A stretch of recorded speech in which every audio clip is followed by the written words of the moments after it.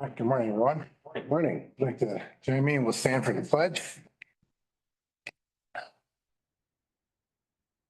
Pledge allegiance To the flag of the United States of America and to the republic for which it stands, one nation, under God, indivisible, liberty and justice for all. Okay. Have an agenda, Jesse? I think it's just one item. It's just the bill. Yeah, that's all we have. Yeah, it was emailed out. I didn't print any. I'm sorry. I'll bring printed copies in the future. I just figured this one was short and sweet, so it'd be. Yeah. So I guess in light of that, Bill, you were involved with these meetings historically. Yeah, Is, those are contentious ones, yeah, right? to say the least. Would this be typically like a smaller meeting, like parks or something like that, typically? Well, basically, it was more or less, it was a just a ad hoc committee, getting with Steve and Mick, going over, back then was, because we were going through here and irrigation, trying to get the fuel tanks back and everything else. So it was just trying to get the contract with that one. But it was, then Mary Catherine came and she wanted to take it over. So Okay. we let her have it. But I thought it was pretty good. I think we got stuff accomplished, even though it didn't seem like it, but it wasn't, at least we had stuff to bring back to the board. Sure. Yeah. Instead of having to drag Steve and Mick in here every time, to explain stuff, at least we should be able to pick up on stuff we can Right. explain to the board, Yeah, I agree. So moving forward, do we want to do the meeting in this setting with Zoom and everything? Well, basically, if we do it Zoom where we have it ad hoc and go up to the airport, take these guys away from their job. I think that might be better. That's where we used to meet. Steve, do you think that's pretty good? Or you just want to get away from there once in a while? Well, when we met out at the airport, that was fine by me. I think the big reason why they wanted to move it to the Howard Mail was that was back when Tammy was still running things. Correct. She wanted it to become more of a formalized meeting. So that's why we moved downtown here. But you guys are my bosses. You tell me where to be and I'm going to be there. Do we have access to like the room? I know like when we come out with the auditor, where the the insurance guy, there were certain areas we can go to. Would we have access to a meeting room or an area there to meet? Yeah, we've got that conference room that's just off to where Mick and I work. Oh, okay. All right. That's where we used to meet, right there. Yeah, I think that makes more sense to me. yeah. Okay. If the issue comes up, at least you guys are there to handle it. Somebody comes in and wants a fuel. Yeah. There. Yeah, let's do that. We'll get that in place for the next meeting. And I guess our main topic for today was the bills, and it sounds like kind of have that figured out, right? Yes, yeah. One of the only approval item I have for you this month is to approach Oscoda or Rogers City to see if either one of them would like to have plow one donated to them. I thought we were holding those for a year before we release them. Well, we're still going to be holding on to the E-Poke plow, which is what, plow two? Okay. Two. So that way there, if one of the brand new plows turns out to be a lemon, we still have a plow to push snow with. Okay. Those are got with funds, so we have to either donate them or, we don't make no money on it if we auction them off. Yeah, if Basically. we made 30 grand by selling it off, what the FAA is going to do is they're going to reduce our grant amount by 30 grand. So we got to put the money back in one way or the other. Here you go. Get rid of that. You have a backup system if something goes wrong with the new one? Yes, sir. We're going to be getting, it's going to take them about 500 days to deliver them. We're going to be keeping one of the two plows that are going to be retired. We're going to keep that for a season just as a backup. Okay. And that plow there, that's not only got the bow and the belly blades, it's also got the material spreader and the chemical spreader. So we got a complete system for backup in the event one of them turns out to be bad. Okay. And the snow blower's fixed now. We got that operational. Yep, both of them. Okay. So we're good there. If they break down again, we know right who to go to. Right? Yeah, right. Me and Mick will figure something out. So all of the RSNH bills, those are sorted out then? Yeah, we've got a line number to charge it off to. Okay. And I believe if I was looking things over, that's everything paid in full for those, right, Jesse? You should, yeah. That's what I was told. It would bring them up to. Good. Good deal. All right.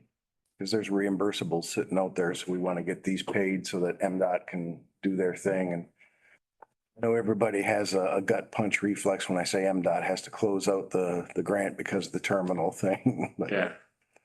FAA has taken a more hands-on approach this year. We actually have a meeting every month with the FAA and MDOT, where basically the FAA questions MDOT, where's this at right now?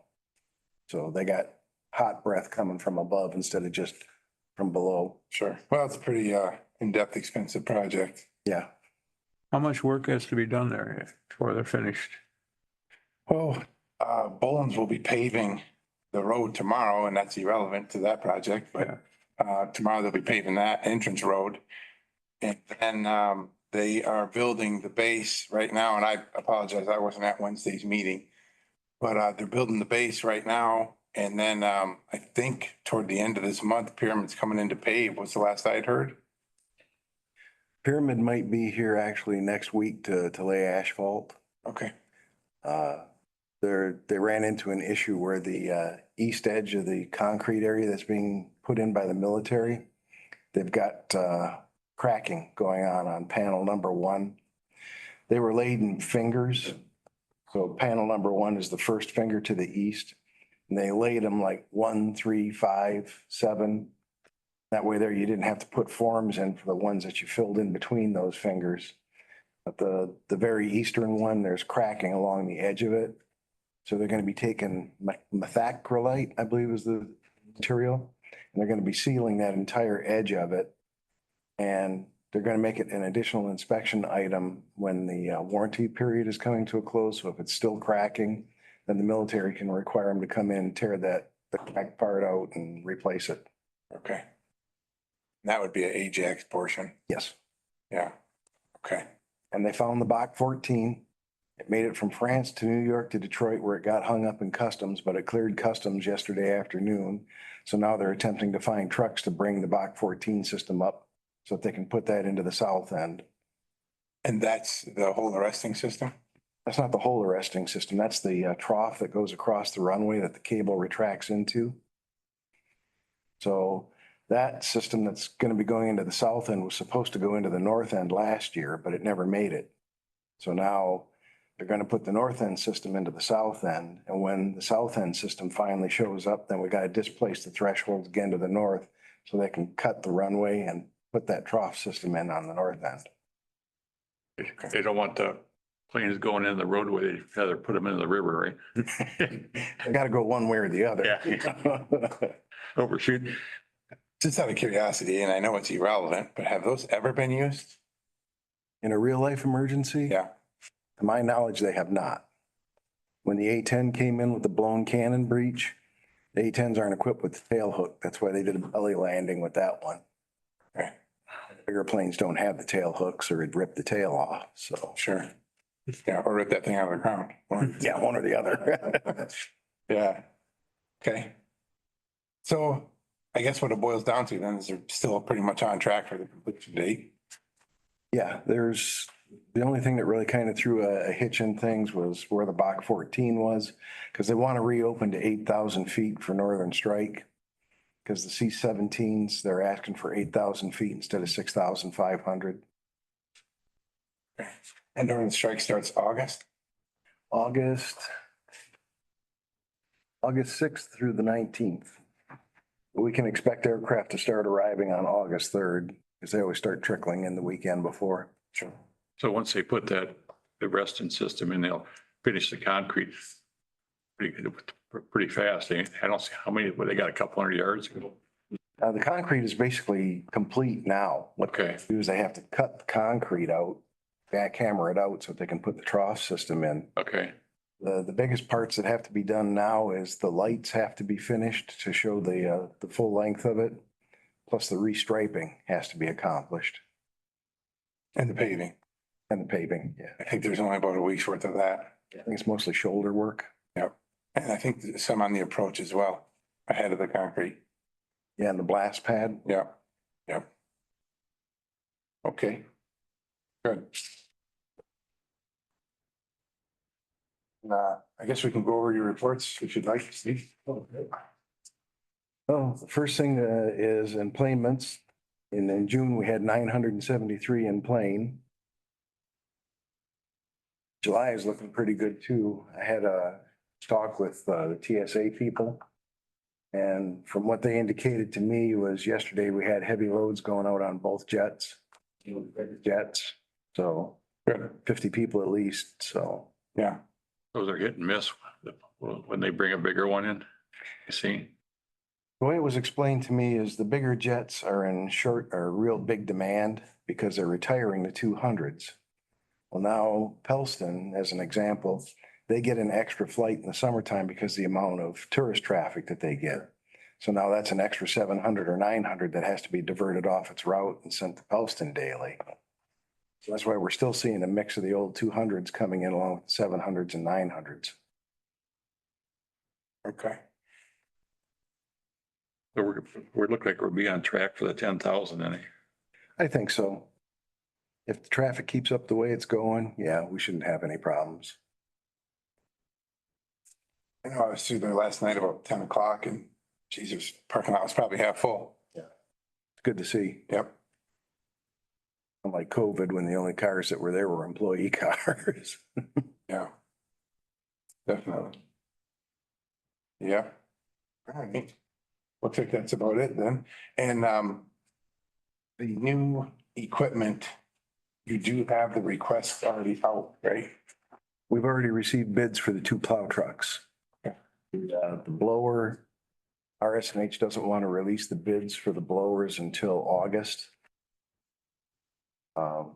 Reason for that being is they want it closer to the end of the fiscal year because anybody who's building for contracts now, they should be finishing up their production runs. So they're hoping to get more participation by releasing it later in the year. Makes sense. Because the only More players in the snow blower market than there are the plowers. It's still pretty much SMB. pretty much the same companies. Who's doing the snow blowers now? Oshkosh isn't doing it. Oshkosh sold out to M&B companies, but there's also Wausau. They're still in the game, even though you don't hear very much about them. And there's one more. Oshkosh, Wausau, M&B. It's escaping me right now, but there is one more major player out there. But MB is probably the closest for us for service. Yes. Okay.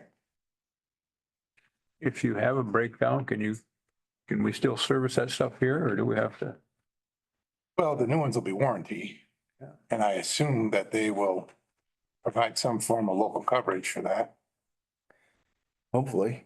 Does it say anything in the bid? Well, beyond the warranty period, one step that we're taking is we're paying the extra money to buy the diagnostic equipment that comes with it. So we won't be in the same position we were in with the snow blower where we didn't know exactly what was wrong with it. So this way here, we'll have our own laptops that we can plug into it and it'll tell us what's wrong with the machine. A little bit different than 15 years ago. And if you had an engine, that was it. Hydraulics, now you have electronics and that thing that Yeah. makes a difference. Like look at your new cars, you know. Yeah. Should come out and crawl up into the snow blower or the sweeper once just to see how many push buttons are in that thing. Yeah. Yeah. That's crazy compared to the awful car. Yeah. Okay, the diagnostic equipment, are they putting that in with the package so the FAA will still? That goes in as a bid alternate. Like, there's certain, the FAA pays for the basic vehicle with the basic equipment. Anything we want over and above that, like say you want the windshield wipers that work on the side windows, that's a bid alternate. You have to pay extra for that. So that comes directly out of the county. Okay.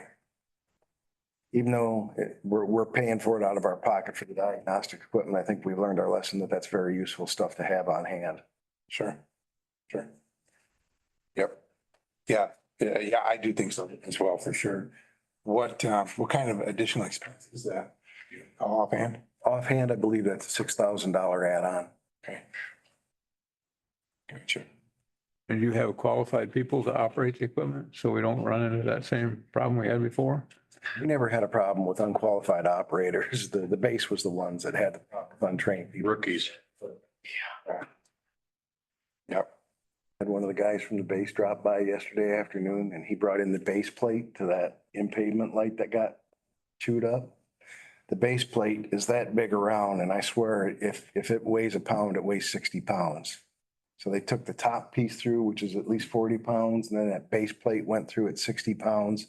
So it was over 100 pounds of stuff rattling around inside that ribbon before it got shot out the chute. Wow. Dang. Expensive mistake. Yeah, big time. These are fees. Okay. All right. How about the fuel sales? Mick? Fuel sales have been going good. Also, yeah, really good. We just had a Civil Air Patrol exercise and I'm waiting. They didn't commit till the last minute and we're down to our last 500 gallons on the airfield of the 100 low lead, which normally at 6,000 gallons we took as first purchase. Wasn't expected to be done till probably August, end of August. We're waiting to get a load right now because they took, we did 4 fills a day for 5 days a week. And we did more sales than the previous FBO did in a whole year. We did that the first week of the month. So, yeah, so it's gone. So not to expect that every month, but our fuel sales have been up, typically 1,000 gallons a month is what we're sending out. They were lucky to do 200 to 300 gallons a month. Good. So our fuel sales are up and our jet fuel sales are up. We're getting more and more of the flex jets and net jets in. They're taking 6 to, I think the biggest sale we had was 1,100 gallons at one shot. So we're pushing a lot of the jet fuel and we've got a really good markup on our jet fuel. Other than the SkyWest, we get the 30 cents for the wing. Sure. But anything we do on the civilian side, we've got a really good markup. So it's about $4 a gallon is the markup right now.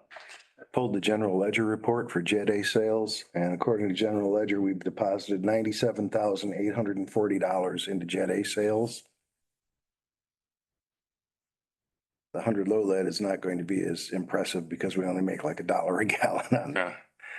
But general ledger is showing $7,577 in revenue for 100 low lead, but I believe that number to be low. It is, yeah. It's not on the new report. So it's actually above that right now. That's good. I mean, it's a good moneymaker for the airport. The jet's gonna be the moneymaker. Yeah. The 100 low lead's just to draw the traffic in. Sure. The GA guys, we're competitive with everybody, especially on the east side of the state. And then part of the northwest side. Everybody else is $7 and above. We're $5.78. Everybody else is right around from $5.35 to $5.75 a gallon. So I'm covering costs and we're making a little bit on the 100, but it's to draw that general aviation traffic into the airport. And then once they start to come, we'll pick it up in volume. Sure. So, which we are, because we're getting people call from Mackinac instead of jumping over St. Ignace, they're catching us on the way south. Or we're gonna also see what kind of traffic, Oshkosh is coming up, the big air show in Wisconsin. They had 17,000 airplanes flying in there last year for the week. And we're trying to get them, if they're coming up this side, stop fuel, and then they can make the trip to the airfield. So we'll see if we can pick up anything. This is the first year with us having the fueling, so I'm not anticipating a lot of traffic, but as word spreads, we could be a regular stop on the circuit. Then you get a landing fee too, don't you? We don't unless it's a twin engine or above. Okay. So the single guys, we cut them a break. It's a lot of people are pinching pennies with the smaller airplanes. Sure. We're just trying to draw the traffic in so we get word of mouth. Sure. You know, and start building the airport back up because again, with the previous FBO, they were trying to drive that business away because it wasn't a big moneymaker. So it was a waste of their time is the way they saw it. And it's not, as soon as you know, if any money you can draw in, is money you're making, Sure. you know, and we're willing to do it. Our guys are, finally, we've got enough staff that we've got full coverage. So it's taken a little while, but the training's not just an overnight thing, you know, especially when you're dealing with the liability of these aircraft. Yeah. Are there ways to solicit that fuel sales and ahead That of? thing's Facebook. Okay. Yeah, and that's what's going on. I'm on most of the flying sites. So it's posted on Facebook and that's where I'm getting attention from for the main part because everybody's turned to social media. Mhm. You know, to find out, everybody's got forums and stuff. So especially the flying community. The flying community is not that big, Right. but word travels fast if you've got decent prices and good service. Good. So we're also advertising. I bought subscriptions to in-flight, Yeah, And- for flight. for flight. Yeah, AvAir, AvWeb. So we have them out there also for, so when you go out, you're planning a flight, you pull up NOTAMs or you can pull up the individual airports and it will give you your gas prices on there. So, and those are updated weekly. Plus you'll see a map of Michigan and each airport, the prices for the fuel are right there. And if you hover over it and click on it, it'll give you more details about the FBO. That's what we're paying for. Mhm. Good. So what's the best way to get a hold of somebody on the weekend or something? If they, We've got a county-owned cell phone that's advertised on all the signage and on the websites that if you come in and you need fuel, you hit that cell phone number. One of the guys that's on shift always has that cell phone with them. because a friend of mine was coming up here and he wanted to know if he could get fuel and he tried to call and he couldn't get an answer. And then I called your number and I never got a response back on that. So I just, is there a different number to call or what's No, it's just that cell phone number because just call that number and should get And it's posted all around the airport too, wherever you land and walk into the buildings, even on the other FBO, it's posted around the airport, who to call for fuel. And somebody always has that phone on them. We take that home as, actually now we've started delegating that to who wants a call in case there's a med flight in the middle of the night that needs fuel. So somebody has that phone 24/7. Was somebody on call last night? Yeah, there should have been. Okay, because I saw the phone was still sitting in the office last night. Okay, so they can forward that to their personal phones. Okay, If they don't want to take that with them, they can forward it. So, and they do that, so it's just liability, so they don't lose the phone. You know, they don't want to be responsible for it, so they'd rather forward it to their number. Yeah. But yeah, they're accessible. okay, And it's good. mainly like I said, for the med flights. Okay, awesome. All right. and we're all set with all the overtime stuff. We got that straightened out and everything. I don't know if we do or not. Jen. I think, yeah, I think everything's, yeah, I think that's pretty much ironed out. The clock in, clocking out's happening and everything's cleaned up for the most part. when I transferred money into the overtime line, we were only looking, it was less than $500, but I transferred 1,500 in there just to cover in case there is some overtime claim in this pay period. The money's there to take care of it. Okay. All right. You know, transfer, can I touch base maybe on what we talked about? Absolutely. So, if, and this is just, I'm not, I know the airport budget hasn't been assigned yet, but when it does, there was a line item for the Jet A sales. And if you looked at the revenue coming in and the revenue going out was projected, it would bring in $107,500. To date, if you were to look at the report, it brought in $9,500. So it looks like it's, or I'm sorry. Yeah, so I'm sorry. To date, it looks like it's brought in $9,500 and we've spent $41,500. So it's actually cost us $32,000.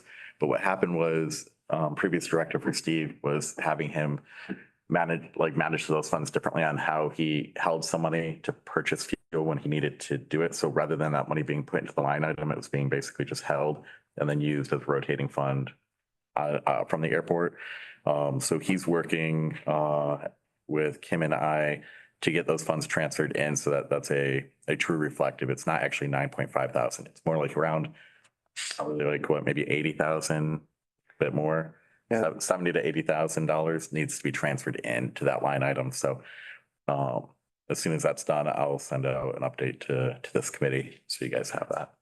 Okay. Sorry, You want that line item, by the way? I can give you the line item to watch. Yeah, You have it, okay. So it's gonna be, the revenue would be line item 295-595-642.001.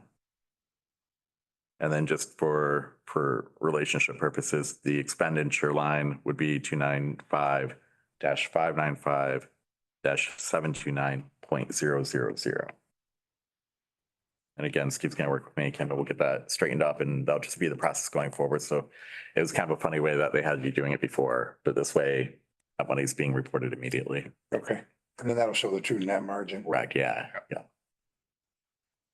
our bank with Ag Fuel right now is about 70,000+. 73. You So guys project we'll hit that 107.5 by the end of the year? things keep up the way they're going, absolutely. Perfect, okay. Getting the net jets back in, the charter jets, that was a big catch for them to start coming back in. Okay, perfect. So we won't need to have, with the money that we're keeping with Ag Fuel for buying fuel when we need it, we won't need to refuel or refill those fuel purchase lines in the next budget. We'll have our own money already banked and we can just draw off of that for the fuel sale. Okay. Those trucks have been working good. Obviously, no issues with those or anything. Okay. They're both relatively new, aren't they? Fuel trucks? Oh, yeah, fuel truck, yeah. Yeah, they're 21, they're both 21s. Okay, Yeah, so no, they're, everything's fine with those. gotcha. Do you have enough storage there for fuel? Do you keep on, how much you keep on hand? Okay, so we have, our jet tank is 20,000 gallons. 90% we can hold about 18,000 gallons in it. You have to, it expands, contracts. So you're only gonna keep 90% volume in it. Mhm. We're picking up a load every week and a half and it's 12,000 gallons every week and a half we're punching out. And I usually get down to about 2,000 gallons. And that seems to keep us on track as far as our week and a half deliveries. So we can, they're getting a feel for what we're ordering and when we're doing it. So we can almost set up like an auto delivery, probably after this first year. So we'll know what SkyWest, what they average, which will keep it easier for us because we won't have to call in every time to get a load. They'll just know to send us a load. They'll just bring it up then. Yeah, and then, like I said, we weren't expecting, we bought 6,000 gallons. It's a 12,100 low lead tank, the fuel. Yeah. And we ordered 6 to begin with. Didn't really expect to push all of it out. And like I said, I'm down to 500 gallons and the pumps are about ready to shut off. There's a buffer in there where you don't dry run the pumps. So I don't want to go all that way to empty it out. But we're right at the margin where we've got probably, like I said, about 300 in the truck right now. It's a 1,200 gallon truck. So they're trying to get me a load of fuel today or tomorrow to fill that back up. We weren't expecting to be out until the end of next month, but luckily we had the Civil Air Patrol exercise come in and eat up a lot of fuel.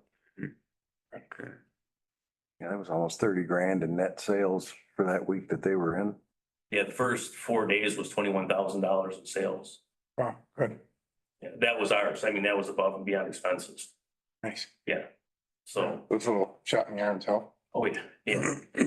So as you brought up earlier, it was contentious before, but the juice is definitely worth the squeeze. Yeah, So it seems like it. It'll be good once we get the first year in the books and get to look at numbers and Sure. see, make sure everything makes sense. One thing I had was how's the cutting that never got done or for the property line? they left because of the south end construction. They went someplace else to work. I got a hold of them about a week ago and they said that they're planning to be back in Alpine in the next couple of weeks to finish doing the cutting.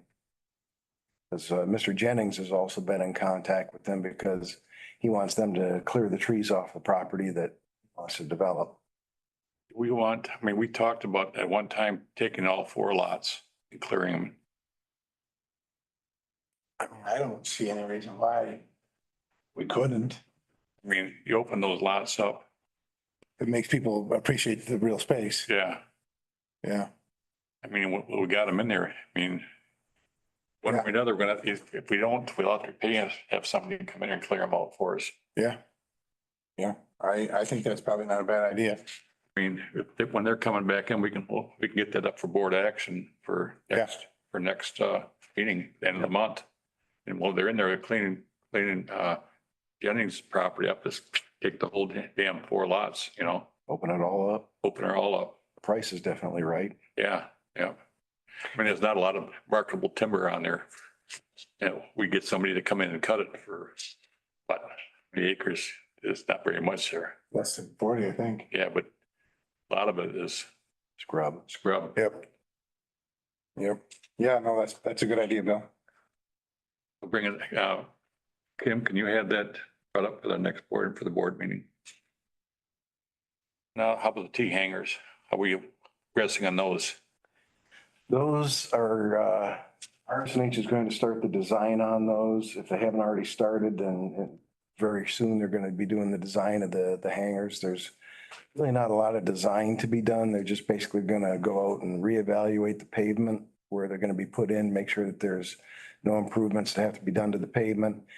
Get with the utility companies to run the utilities underneath the fence line. Because after that, they're basically kits. You just buy the kits and then you have an assembler come in and assemble the kits on top of your slabs. Good. How many are you gonna do out there? You say 20 or 24? 20. 20? And then whatever money is left from the bill money, we're going to, you know where gate 21 is? Probably not. Come down Airport Road. Yeah. You see those 4 empty fingers, those taxi lanes, and then there's a couple of hangars, then there's one right next to the fence line, and there's a gate next to it. That's gate 21. Probably next to that big hangar that's there, we're gonna take what's left of the bill money, and we're gonna put up a big box hangar there. And what we can do with that is we intend on decommissioning the old terminal building that we're in right now because that's an expensive beast to keep running. It's the flower of 1950s technology, so you can imagine how energy efficient it is.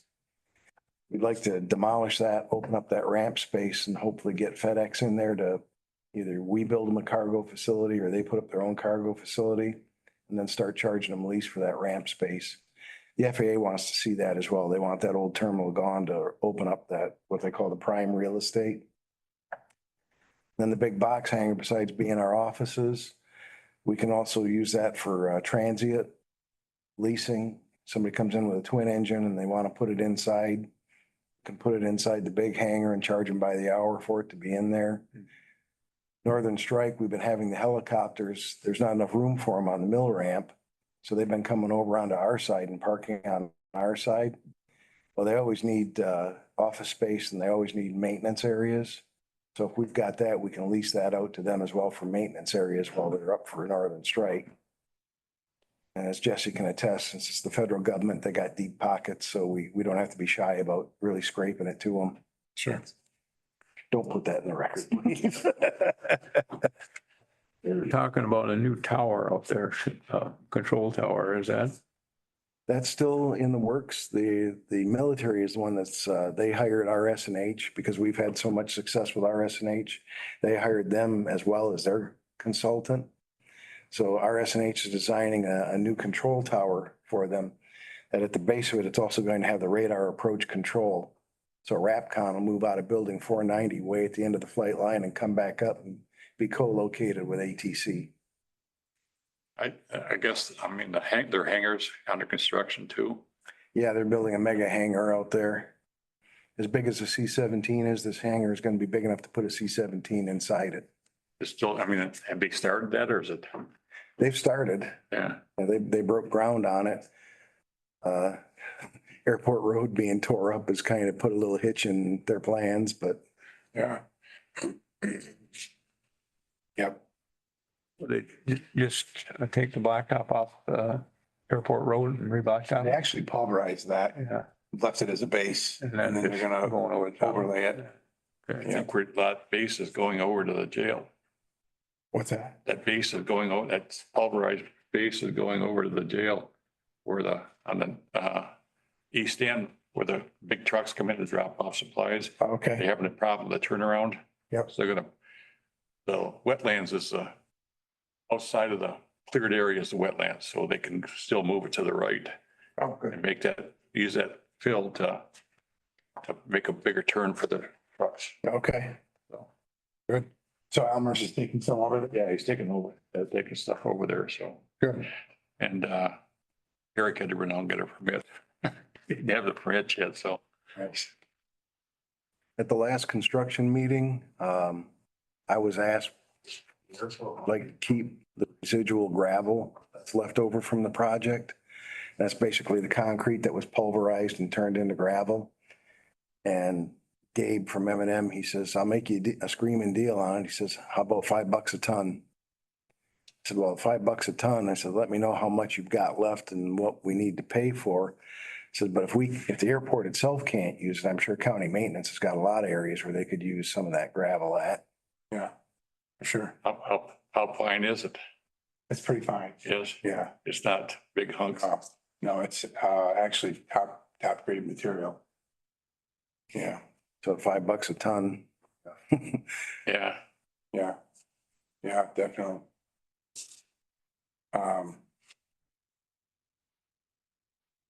Yeah, and I'll talk to Gabe and see, but I think that's a good idea for sure.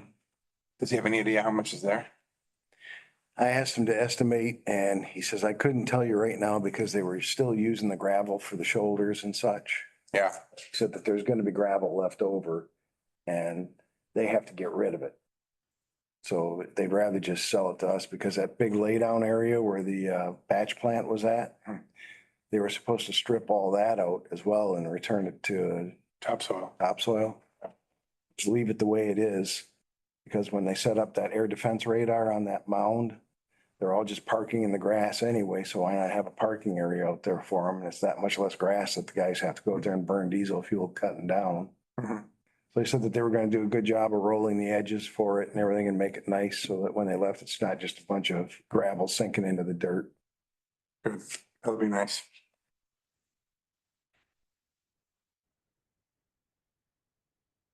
I don't know how much of the activity log you want me to go through. I mean, a lot of it is just me going to meetings and talking to people. Yeah, I mean, we all looked at it. I don't think we need to get too in depth. I didn't have any questions on it. I don't know if you guys did. Probably the only item that I'm gonna bring up is when we did the request for qualifications. Every 2 years, we have to put out a request for qualifications for an engineering firm now. RS&H is our consultant in that. But they basically bid on what job is out there. So at the time, we were bidding for the runway work, we were bidding for the T hangars, and we were bidding for the box hangar. Because the FAA wants us to redo the airport layout plan, that's an additional thing that was not let out. So we have to let out a new RFQ so that other engineering firms can try to get in on the job.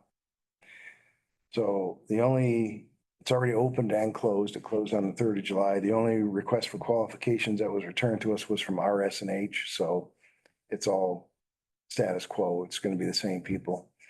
It's a pretty in-depth thing redoing the airport layout plan because they have to take and do a drawing in, it's not CAD, it's another type of engineering program. But they lay out the airport as it is.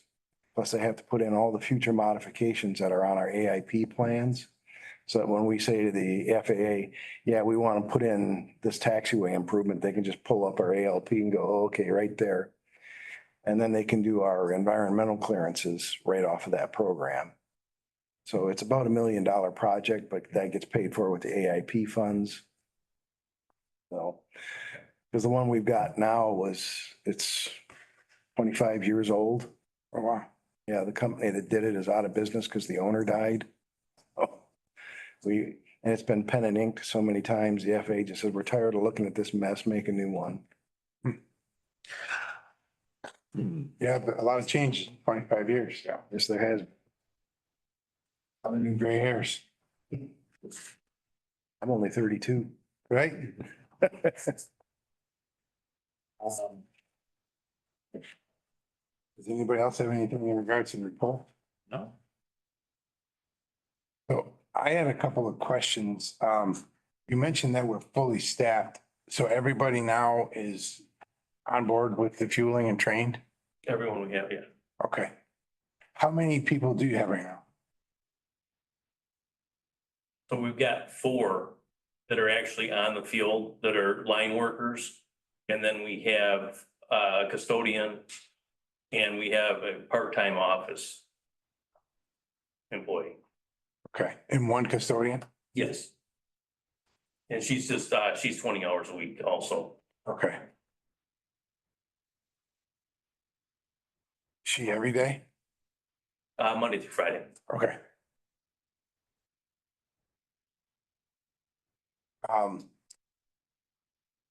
Is that person on call also, like if there's an issue on the weekend or something? She can be. Okay, She'll come in. okay, Usually, one of the ramp guys, on the weekend, before everything starts, they're in there at 7 AM. We don't start receiving flights till between 8 and 9. So they run through and check the terminal, make sure that everything's good. And that's the main focus is the terminal. So they go and make sure the supplies are good and there's not a mess in. okay. What are the, and you probably know this, Steve, what are the shifts for those 4 people? The shifts vary by season because in the wintertime, obviously we have them come in earlier because you got to get snow cleared before the flights come in. Normally, the ramp guys are in about 7 o'clock and they're there until the aircraft leaves. They have to be there. So if the plane comes in and it breaks, they've had to sit there until midnight. But that overtime that's due to airline stuff is paid by the airline. That doesn't affect the contract that we have with AGS. Okay, You have 4 guys working on the line? Yes, sir. Does that include you or plus you? That doesn't include me. I sub wherever needed. Okay, So if we've got guys that are busy somewhere else, I can go out and fuel or like vice versa, doing inspections or anything on the airfield actually. So I just sort of float and fill in wherever needed or wherever we just need extra help. and you manage those people Yeah. that are there? Yes. Okay. Are they all on the same shift? No. So we have 2 shifts, a morning shift and an afternoon shift. Right now we've got 7 to 4. And then I have 10 to 7. So there's an overlap where we're all there and that's mainly because of the jet. So it depends on what the jet is. If it's 200, if it's the smaller jet, we don't have to pull a security perimeter on that jet. But if it's the 700 or 900, we have to actually have a designated ramp officer.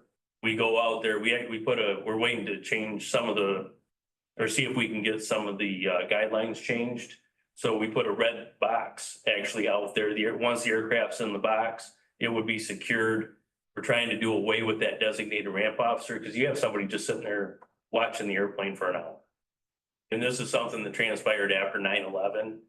The bigger the plane, the bigger the bomb is how they look at it. So it's not actually the 50 seats, but the smaller jet, they're not really concerned with. The bigger 70 passenger jets, because they can hold more fuel, we have to have an officer watching. As long as the door is open, there has to be somebody there. So now you're incorporating the designated ramp officer with the fueler. So it takes 2 people now to be on site for that. So that's why we have the overlap. So you've got somebody watching the jet, somebody fueling the jet. Okay, We had to write our own security plan. We had to come up with our own badging. So now anybody that can go into the restricted area while the jet's there, they have to have a unique badge with a unique identification number. That's what the ramp officer is there for, okay. is to challenge anybody coming in to make sure that they have the right credentials. Yeah. We also printed out a binder for them that's got you can take a very good picture. more or less a mug shot.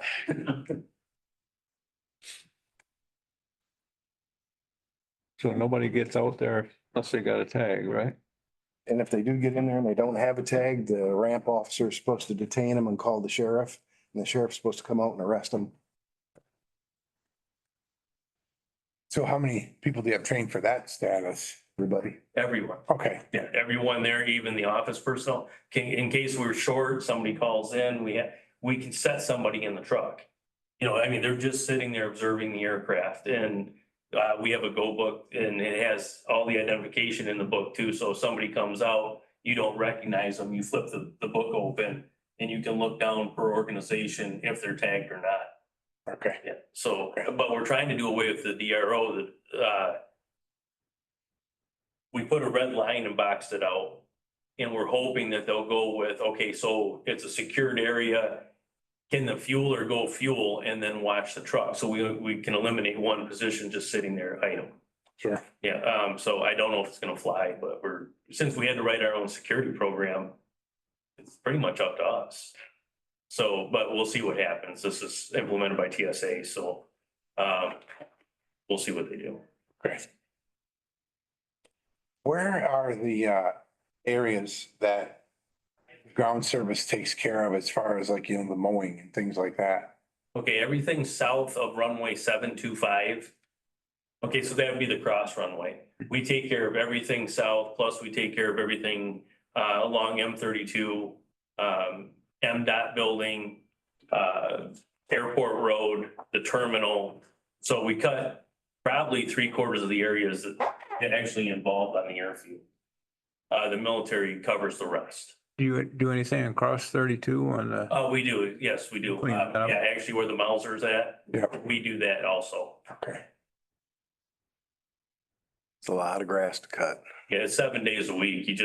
We've got somebody on the machine 7 days a week, because once you're done, you just start the cycle back over again. Especially with all the rain we've had. Oh, yeah. He's got cutting lawns, knows that.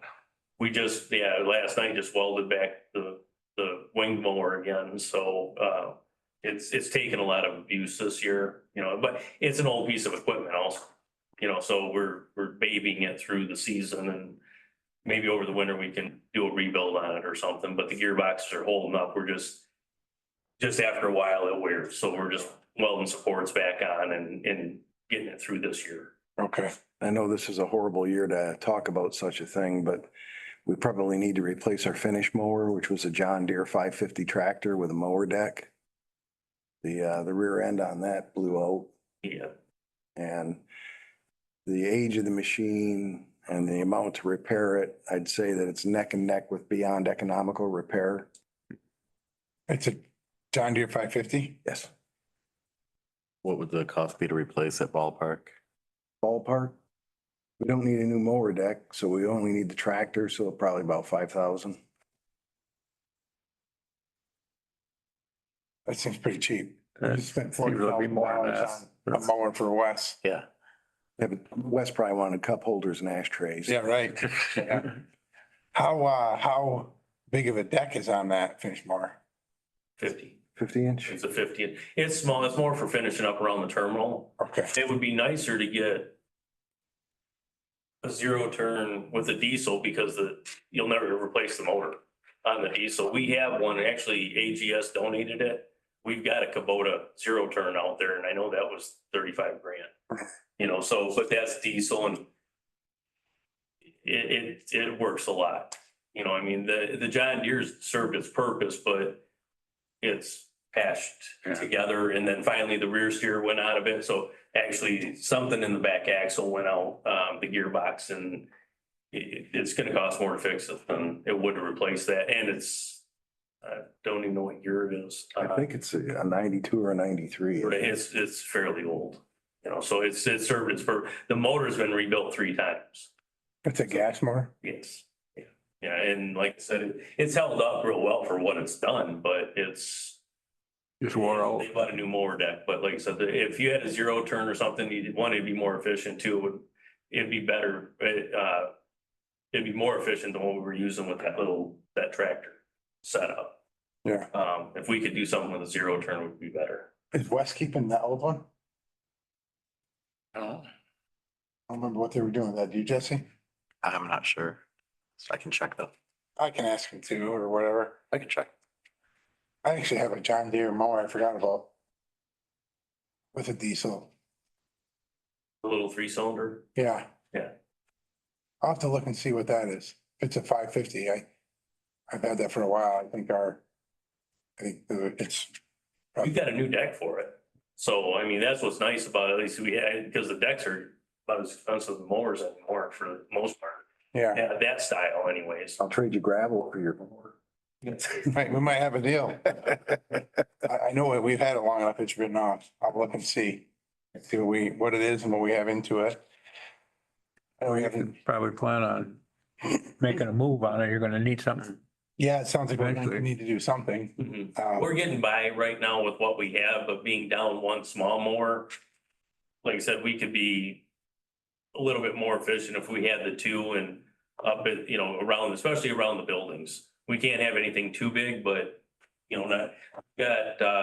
it's a 50-inch deck on that Kubota too. And that seems about right to get into all the areas that we cut the smaller areas up by the terminals. Okay, When you think about it, if you've run a mower long enough that you wore out the deck and you had to buy a new one, that's a lot of hours on the tractor. a lot of grass. Well, there's a lot of sand out there, so that eats the decks up pretty quick, and the blades, it goes through blades like crazy. Yeah, definitely. And we balance it, we use the blades right till we can't use them.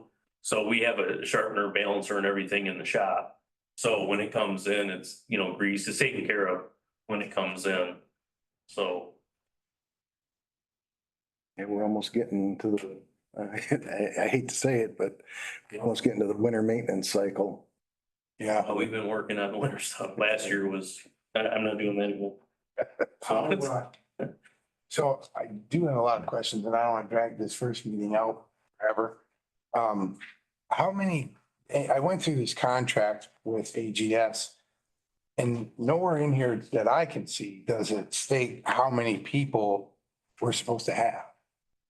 It started at 5, but it's actually 7. So, and we, with the 4, the 2 part-time, and then we just lost somebody. So we'll replace another person here. But as far as line person, I think it was just a verbal agreement that we would have a minimum of 4 Okay. people on the flight line. And that's what we needed to cover the shifts. Okay. And we can alternate the days on and off, but like I said, I float, so that helps.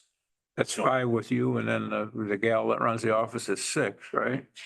So, yes, And you said you had 7. Where's the other? well, it'd be 6.5. We have a part-time, but we just lost, like I said, one of the guys that, our best guy that's on the line, just went back to the military. He was retired, so we lost one. We were actually like half over, but that was doable because of the wages.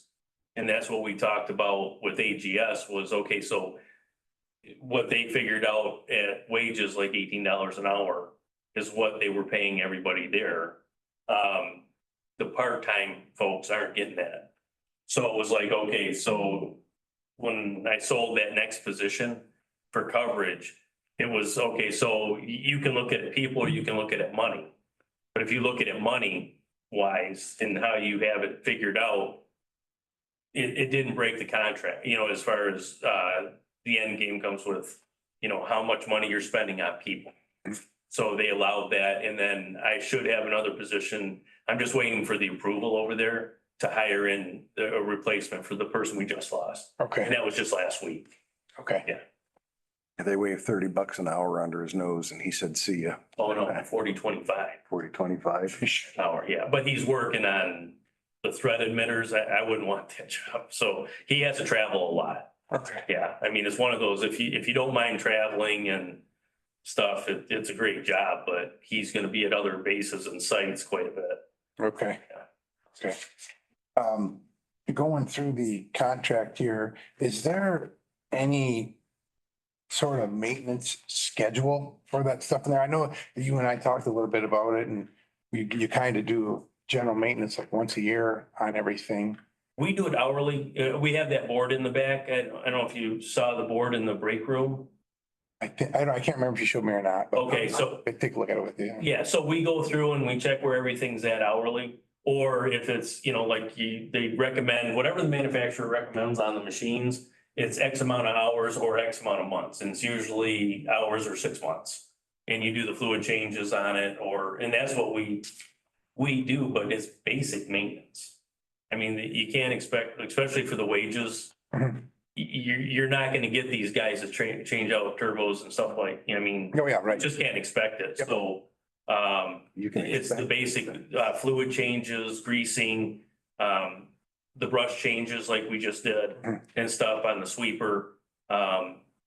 We do as much as we can possibly do with what we have, Sure. but we don't really have anything other than what's recommended in the books, and we don't have like somebody that comes in from MB or Oshkosh or, anybody to really come in and go over the machine. Sure. Okay. So, There's no annual inspections or anything that are required of those? no, because they never leave the airfield. Yeah, so they're not on the road, they're not, the FAA doesn't mandate anything. AGS just goes by the guidelines in the books. Sure. Okay. Okay.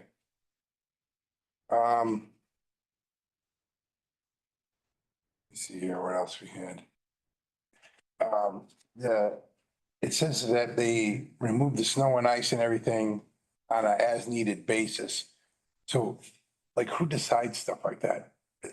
The airport actually has an FAA approved snow and ice control plan. And that's got all of our surfaces. According to the FAA, if we have a snow event, we have to have sufficient manpower and equipment to clear every piece of operational surface within 1 hour of a snow event. Which is why we've got the equipment we do, but the military at the time, they had a bigger role in snow removal. That's why they've got 4 plow trucks, they've got 2 sweepers and 2 blowers. Without belaboring it, there's a formula that goes for how many thousands of square feet of pavement you've got. This is how many trucks you have to do it. Because at the time that the joint use agreement was written, they were taking care of 2/3 of the airfield. They were responsible for providing 2/3 of the equipment. We were only taking care of runway 725, parking lots and a couple of taxiways. So it broke down to 1/3, which is why we have 1 or 2 plows, 1 sweeper, 1 blower, because for every 2 plows you have to have 1 sweeper and 1 blower to help clean up after them. So if we have a snow event by FAA regulation for safety, we have to have all 4 pieces of our equipment out there running, clearing it. So that's why the contract kind of swirled around 4 people. Historically, before we had Alpena Ground Services, the County Road Commission would send people out on it. They'd either wait at the airport in overtime status, waiting for it to snow and then go out and clear it, or they would have to break off what they were doing and come out to the airport and clear the runways and taxiways. Needless to say, the military wasn't happy with that arrangement, and I think it probably cost the county a lot more than what the AGS contract does to have people just sitting there on overtime status, waiting for it to snow. So. Yep. Okay. All right. What the hell else was I gonna ask you about that? Before I forget, I was gonna ask a while ago, did they ever get that e-poke fixed? Okay. No, The material spreader? yeah, it's just pulling that gearbox, but with the fueling and everything picking up the way it did. Right. It did. Right. That sort of went on the back shelf for right now. Probably after the end of this month, depending on how Northern Strike goes. Sure. Because like I said, we start getting busy when the weather gets nice. The Civil Air Patrol exercise, we had a heavy exercise. When we start having the exercises too, we also add inspections. The military does, and then we also go out and add inspections on the runway because of the extra activity on the Oh, airport. sure, yeah. So it's burning up more time. But we're hoping to pull the e-poke out, get the box done, and then service everything while it's out of the box. Sure. Yeah, so it's either gonna be replace that back unit, like I said, spin, or it could just be something just as simple as that roll pin sheared off in there too. Right. Yep. So I'm pretty confident we can get it with minimal cost, actually get that up and running. Sure. Well, maybe we should throw it on a calendar or something for September because. Oh, yeah, I'm hoping, like I said, if Northern Strike's not bad, I actually, so we just picked up another gentleman, and he actually he was the manager over at Tractor Supply and retired, and then he came over to us, and he can actually, he's got a maintenance background, you know, Oh, he good. farms. So, he's been a lot of help, so I'm hoping we can even do it sooner. Just get it out of the barn, get that thing pulled out, and then we can work on it right out in front of the bay, Sure. you know, outside. So, but we can service the whole truck. And then something we were talking about over the winter was maybe new tires on that depot, because we hung it up a few times. And it was just, if it's not full, you have zero traction with it. Okay. Yeah, so we might need new tires on that this year also, might be an added expense, but Yeah. I'd rather address it or start to address it now than when we get. What kind of unit was that? They call it an E-poke. It's got a plow in the front, but it's got a salt spreader. On the back of it? Yeah. Yeah. It is mobile, you can slide it in and remove it. It's an Oshkosh truck, 6-wheel drive truck, and then it has a dump bed on it also. Okay. So, and that would be something that if we ever had a chance to keep that on the airport, that would be a great asset, because we could also put snow in that dump box and move it into other areas too. So we wouldn't be running, right now, we pretty much do it with a loader. So you're making 5,000 trips with the loader, or you could just, you know, 1 or 2 trips with the truck and you move twice as much snow. That is part of the plan, is to keep the truck with the E-poke system in the back. We'll repair the lift cylinder that operates the dump box, and we'll just utilize that as a dump truck in the warm months. And then when winter comes along, we'll put the bow blade back on, slide the E-poke back in, and we got a backup truck for everything. Yeah. Yeah, definitely. I would say we keep that as long as we can. It's worth the money, especially just if you have the front plow on it, it throws snow. Yeah. That plow is better than anything. Now, I don't know how the new trucks are gonna be, but like I said, with the blade that we have on that, we can clear the runway off fast. Good. Is that a 20-foot blade or still an 18-foot blade? 18-foot. All right. And I mentioned something here too about airport improvement every 2 to 4 years. Is that something that the FAA goes through? Something like that?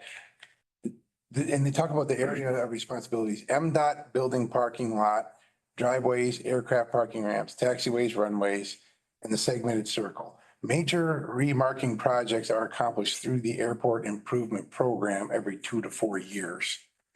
That's the restriping program.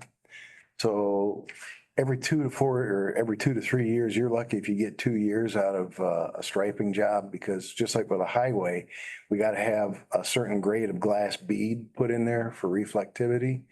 Well, one winter with the snow plows and the sweepers running it, and those glass beads are pulled out of paint. Tears it all off. Yeah. So, yeah, every 2 years is when the FAA pretty much says you need to remark your runways. And the segmented circle, that's a bunch of concrete barriers in a circle.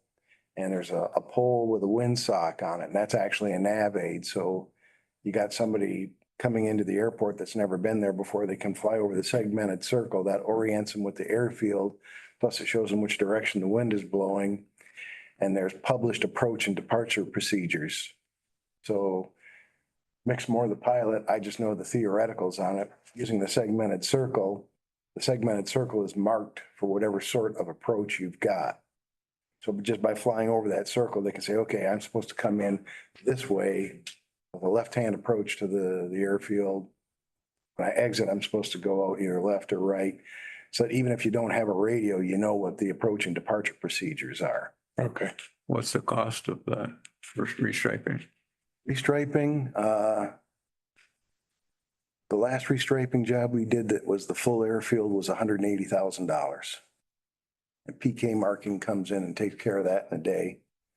Because all those arrows, the hold short lines, it's not just the center lines and the shoulder lines that are marked, it's everything. But that all gets paid for with the AIP funds as well. I was hoping so. I assume as much. That's pretty extensive.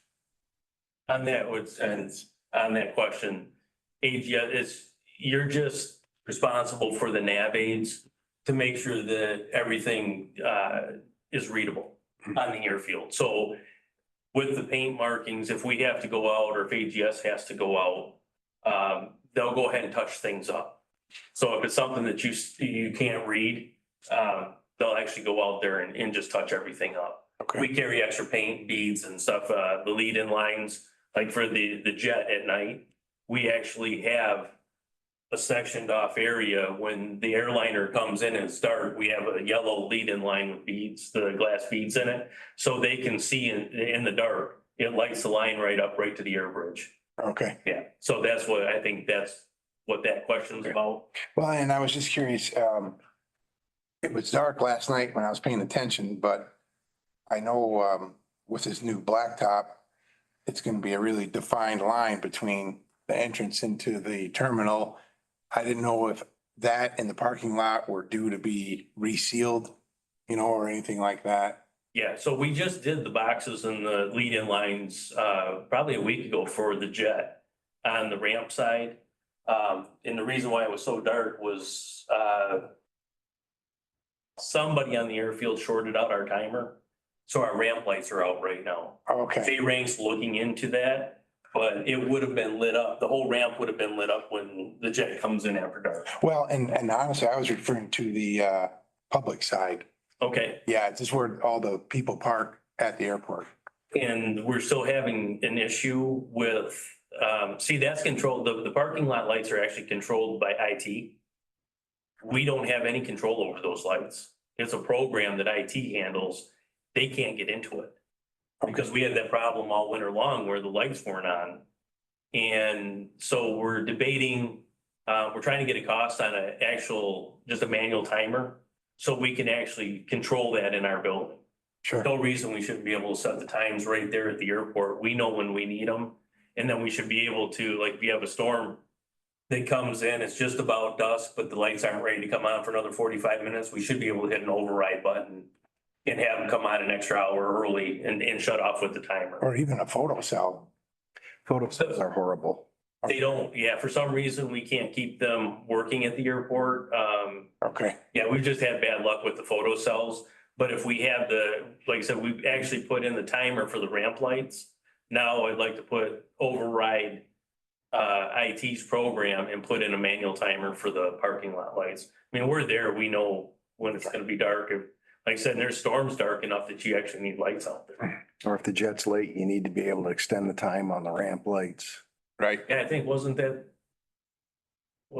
your family that came in on the 1014? Yeah, Yeah. Yep. We tried 3 days to get jets in there because of the low ceiling and yeah, the whole weekend. It was, and they would fly up here and you'd hear them fly over and head back to Detroit, and that was miserable. yeah, it's a bummer. It was, but I mean, but you saw it too. We were there every hour that we needed to be for the plane. Yeah, So, yep.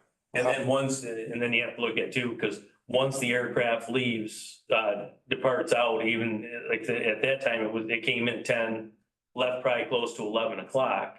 You still have to go perform an inspection on the airfield to make sure it didn't drop anything on the runway. All the lights are functioning, because if you have the med flights or something, somebody comes in the middle of the night, they have to have a clear runway. So, I mean, that's what adds into some of those hours. But with SkyWest, it's just weather dependent. Yeah. We haven't had good weather this year. Right. Especially lately. Yeah. Yeah, Just putting on my old Air Force airfield management cap. Every time you get a heavy come in, like the tankers or the transports, every time one of those lands, you have to go out and do a runway inspection. They're notorious for shearing bolts in the landing gear when they land. So you have to go out there and make sure that there's not a chunk of bolt that gets stuck in somebody else's tire, gets sucked up in an engine. sure. So that's why it takes a lot of your time out of the day, just making sure that there's no debris out on the runways. Yeah, yep. Do we have a magnet that hangs off the front of that pickup for running out there? The military has 2 of them. The bumper magnets. Yeah. Yeah. We were going to get issued one of them, but that was because the military at the time was using metal bristles on their sweepers. And those metal bristles were a FOD hazard.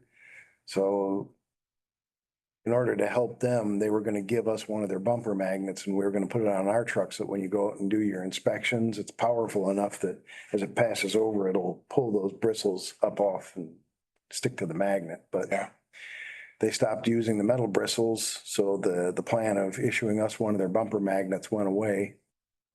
gotcha. They have what's called a 5 boss too, and it looks like almost like a chain link fence with a catch behind it. And they'll drag the runway and it picks up anything and pushes it into like a small catch area. Oh, I see. Yeah, so they go out and help. We just do a visual on it, but we do 3 passes on the main runway and then we do 2 passes because of the width. The FAA mandates if your runway is X amount of feet wide, you have to do 1, 2, or 3 passes. So we do the shoulders, the center, and so there's 3 passes on the main runway and you're not over 20 miles an hour. Gotcha. Yeah, so it's mainly just a visual inspection. But especially with the new asphalt and everything sticks out. Mhm. So that's made it a lot easier than what that concrete was years ago. Sure, no doubt. You don't have a sweeper or anything that you, We do, we just don't go out and sweep the runway for the fact that the runway really, it's grooved, so it eats the bristles up.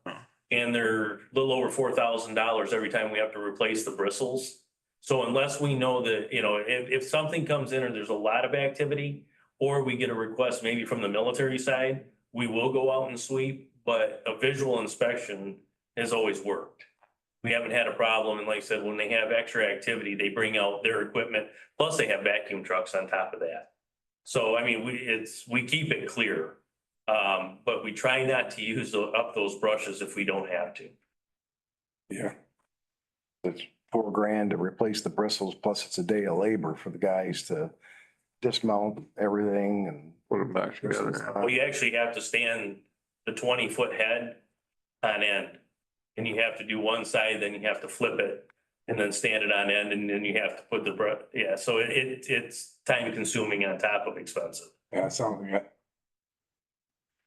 I guess that's all that I had for questions. Do you guys, is there a third party company that tests the generators? Or do you guys do that in-house?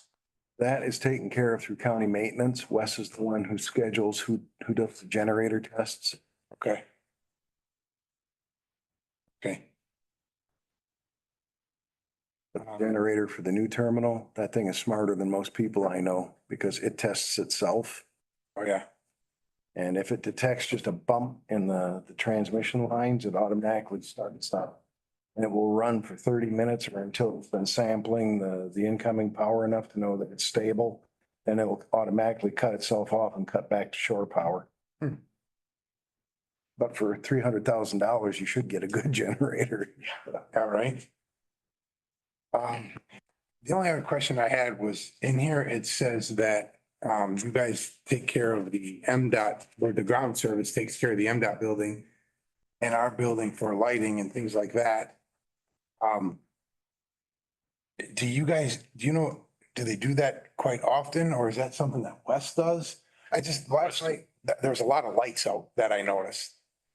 Okay, so it depends on what it is. We do the interior lights. But if it comes to HVAC or something like that, Wes goes out and takes care of it. And then we pretty much take care of the grounds maintenance. Okay, That's our big thing is the grounds maintenance. We'll go change some interior light bulbs. But if it's anything that's HVAC related or they need some kind of, major overhaul, then Wes takes care of that. okay. What about like, okay, yeah, for the heating, yep. What about like exterior lights on like your building, the maintenance building, and like the MDOT building? So we would take care of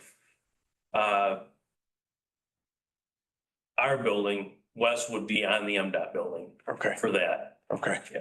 Okay, Yeah, we don't have a bucket truck to get up and change lights inside like the big light fixtures that illuminate parking lots and stuff. We don't have the equipment to take care of that. okay. What does Wes use?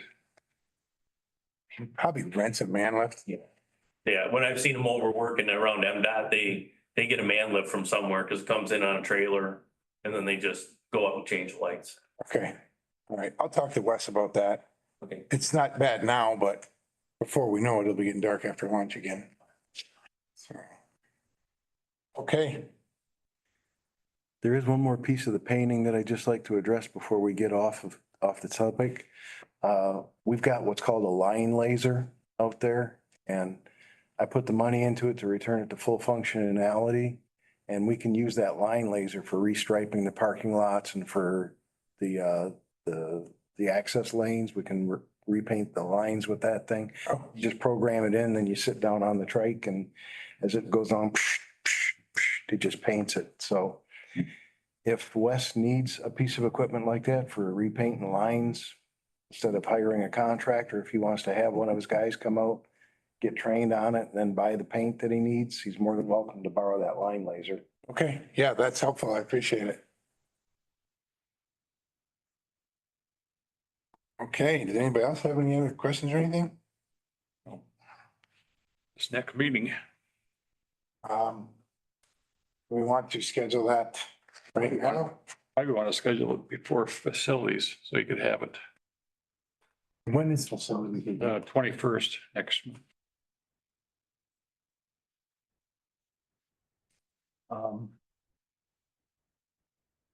We want to do the 15th? Okay. Does that work for you guys, 15th? Okay, so 15th, 9 AM at the airport? Yep. For us. Okay. Okay, awesome. Think we're good, unless you guys had any questions or anything. Where's that at? Building at the airport, right at the Right terminal? next to the old terminal Okay. building.